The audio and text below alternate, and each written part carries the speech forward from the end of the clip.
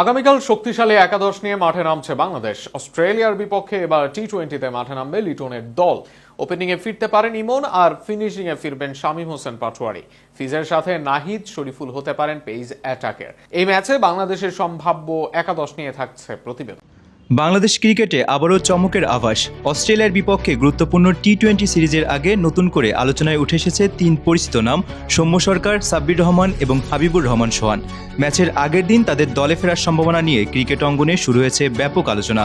যদিও আনুষ্ঠানিকভাবে বিসিবি এখনও কোনো ঘোষণা দেয়নি, তবুও বিভিন্ন সূত্র বলছে টিম ম্যানেজমেন্ট অভিজ্ঞতা ও আগ্রাসী ব্যাটিংয়ের কথা মাথায় রেখে কয়েকটি গুরুত্বপূর্ণ পরিবর্তনের কথা ভাবছে।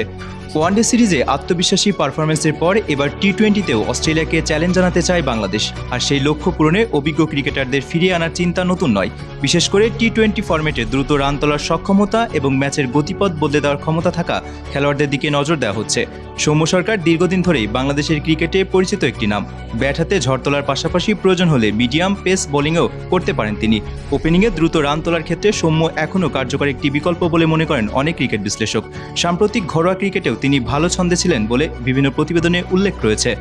অন্যদিকে সাব্বির রহমান বাংলাদেশের টি-20 ইতিহাসের অন্যতম আক্রমণাত্মক ব্যাটার।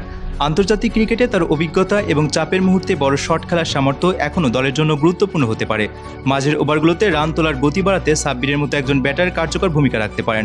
অতীতে এশিয়া কাপ সহ বিভিন্ন টুর্নামেন্টে তিনি বাংলাদেশের হয়ে ম্যাচ জেতানো ইনিংস খেলেছেন। সবচেয়ে বেশি আগ্রহের কেন্দ্রবিন্দুতে আছেন হাবিবুর রহমান সোহান।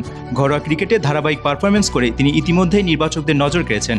আগ্রাসী ব্যাটিং, বড় শট খেলার ক্ষমতা এবং দ্রুত রান তোলার দক্ষতার কারণে তাকে বাংলাদেশের ভবিষ্যৎ টি-20 তারকাদের একজন হিসেবে বিবেচনা করা হচ্ছে।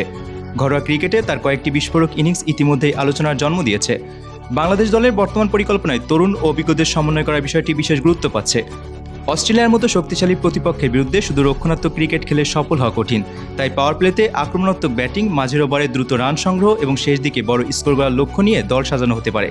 ক্রিকেট প্রেমীদের প্রত্যাশা, যদি সত্যি সৌম্য সরকার, সাব্বির রহমান এবং হাবিবুর রহমান সোহান দলে সুযোগ পান, তাহলে বাংলাদেশের ব্যাটিং লাইন আপ আরও শক্তিশালী হবে। বিশেষ করে টি-20-র মতো দ্রুতগতির ফরম্যাটে তাদের অভিজ্ঞতা ও আক্রমণাত্মক মানসিকতা দলকে বাড়তি সুবিধা দিতে পারে। এখন দেখার বিষয়, ম্যাচের আগ মুহূর্তে বিসিবি ও টিম ম্যানেজমেন্ট কী সিদ্ধান্ত নেয়। তবে একটি বিষয় নিশ্চিত, বাংলাদেশ যদি অস্ট্রেলিয়ার বিপক্ষে টি-20 সিরিজে চমক দেখাতে চায়, তাহলে সাহসী সিদ্ধান্ত নেওয়ার বিকল্প নেই। আর সেই সাহসী সিদ্ধান্তের অংশ হিসেবেই হয়তো দেখা যেতে পারে সৌম্য, সাব্বির ও হাবিবুর রহমান সোহানের প্রত্যাবর্তন।